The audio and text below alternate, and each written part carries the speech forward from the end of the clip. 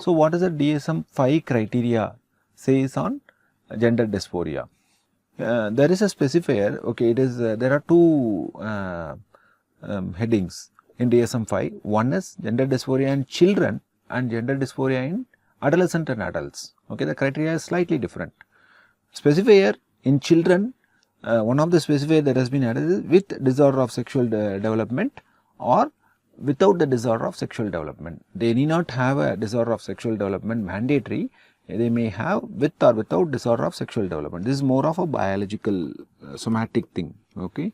Example, disorder of sexual development include congenital adrenogenital disorders such as congenital adrenal hyperplasia or androgen insensitivity syndrome. All these are examples of disorder of sexual development. Gender dysphoria need not occur only in individuals with disorder of sexual development. In fact, majority of the gender dysphoria occurs without any disorders of sexual development.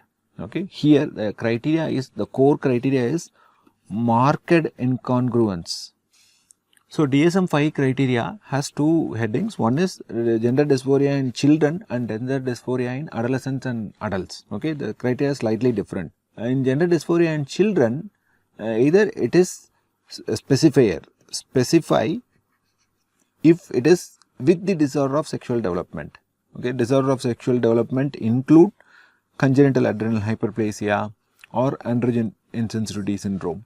In fact, majority of the children with gender dysphoria will not have any disorder of sexual development. Only some will have disorder of sexual development. Okay, so it is one of the specifier with or without disorder of sexual development. Here the core criteria is marked incongruence between one's expressed gender and assigned gender for at least for 6 months. Okay, so expressed gender means natal gender. They are born as male or female based on chromosome and biological sexual characteristics, but they will have different assigned gender, results in significant incongruence manifested by at least 6 of the following. Okay, and one should be the A1, and this should be there: a strong desire to be of other gender or an insistence that one is other gender. Okay, they want to be of other gender.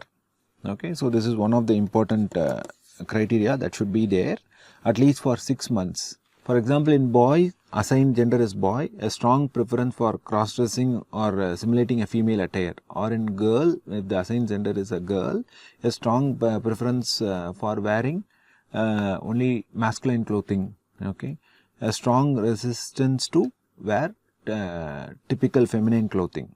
Okay, the dressing will be of opposite gender or different from the assigned gender. A strong preference for cross-gender roles in make-believe play. For example, if it is a boy, during the make-believe play, the child identify as girl, himself as girl. Okay, so this is strong preference for cross-gender roles. Okay, in children, we can identify from dressing, play, and strong preference for toys, games, activities stereotypically used or engaged by the other gender. Okay, for example, boy preferring lots of dolls, Barbie dolls, etc. Usually the boys will prefer cars, superheroes, like that. It will be gender stereotypical toys used by the other gender. And playmates, usually they will have a same gender playmates. Children will have same gender playmates. The strong preference for playmates of opposite gender. Okay, when there is a gender dysphoria. For example, in boys, assigned gender is a boy. Here assigned gender means assigned at birth. A strong rejection of typically masculine toys, games and activities, and strong avoidance of rough and tumble play. Okay. In girls, if assigned gender is a girl, a strong rejection of typically feminine toys, games and activities. Okay.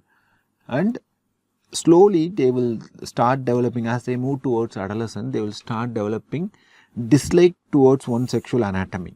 Okay, they will start hating their body parts, and strong desire for the primary or secondary sexual characteristic of the one's experienced gender. Okay, assigned gender is at birth, experienced gender is what is their gender role. they prefer, their preferred gender role. Okay, so they desire primary or secondary sexual characteristics of one's experienced gender.